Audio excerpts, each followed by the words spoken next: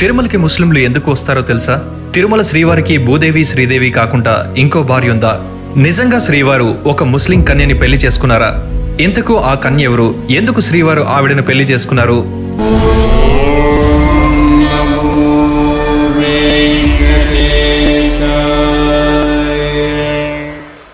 BB Nancharamma. ఈ నాంచారమ్మ అనే పదం మనకి నాచియార్ అనే తమిళ పదం నుండి వచ్చింది. నాచియార్ అంటే భక్తురాలు అని అర్థం, ఇంకా బీబీ అంటే భార్య అని అర్థం. ఈవిడ 14వ శతాబ్దానికి చెందినవారు. ఈవిడ అసలు పేరు సురతాని. సుర అంటే దేవత, తాని అంటే వాళ్ళ దేవత అని అర్థం.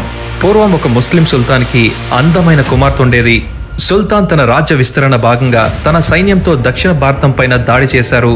ఆ దాడిలో భాగంగా ఆయన ఎన్నో విగ్రహాలను, దేవాలయ సొమ్ములను, ఇంకా ఖజానాను సొంతం చేసుకున్నారు. సుల్తాన్ సైన్యం దండయాత్రలో భాగంగా శ్రీరంగం చేరుకున్నారు. అక్కడ సుల్తాన్ కళ్ళు ఒక ఉత్సవ విగ్రహం పైన పడింది.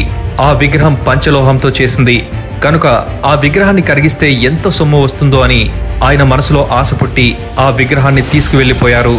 ఆయన కాజేసిన సొమ్ముని తన కుటుంబానికి చాలా గర్వంగా చూపించాడు. అందులో సుల్తాన్ కూతురైన సురతాని కళ్ళు ఆ ఉత్సవమూర్తి పైన పడింది.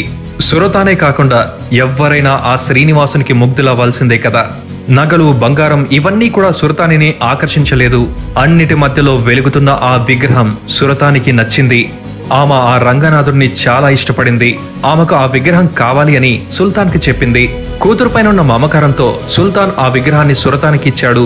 సురతాని ఆ విగ్రహాన్ని ఆట వస్తువుగా అనుకుని ఆ మూర్తితో మాట్లాడడం, ఆడుకోవడం, పాలతో స్నానం చేయించడం, ఉయ్యాల ఊపడం లాంటివి తనకు తెలియకుండానే ఒక ఉత్సవ విగ్రహానికి చేయాల్సిన సేవలన్నీ చేసేది. ఆ బొమ్మనే తన తోడు అనుకునింది, ఇంకా తన భర్త అని కూడా భావిస్తూ వచ్చింది.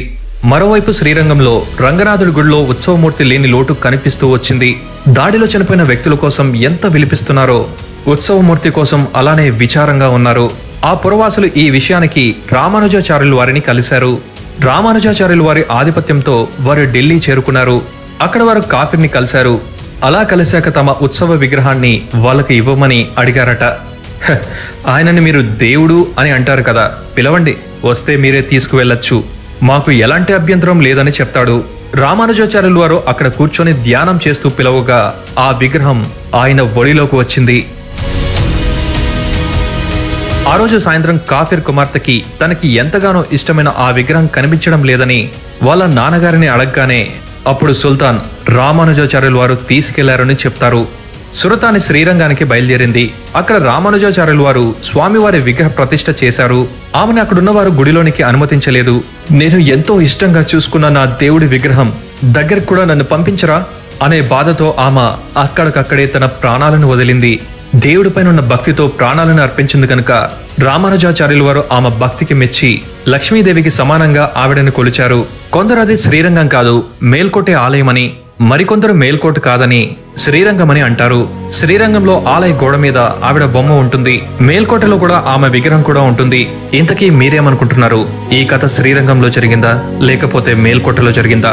శ్రీనివాసుడైన రంగనాథుడైనా ఒకరే కాబట్టి, ఆ బీబీ నాంచారమ్మ ముస్లిం యువతి కాబట్టి ముస్లింలు ఆ శ్రీనివాసుని కొలుస్తూ ఉంటారు.